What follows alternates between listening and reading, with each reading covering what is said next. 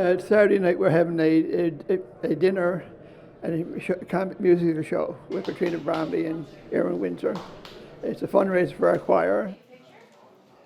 We're asking veterans to come in from all over eastern Newfoundland to get here and have a free meal, and they bring a spouse with them or whatever, and a dance after. And so this is like a fundraiser so we can get out to reach more branches.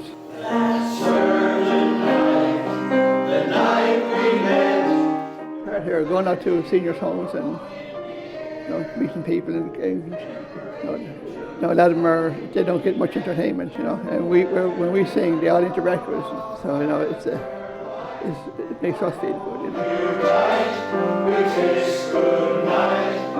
Somebody asked me what a veteran was, and I said, well, I read one day, a veteran is a person who signed a blank check for his country to defend their freedom.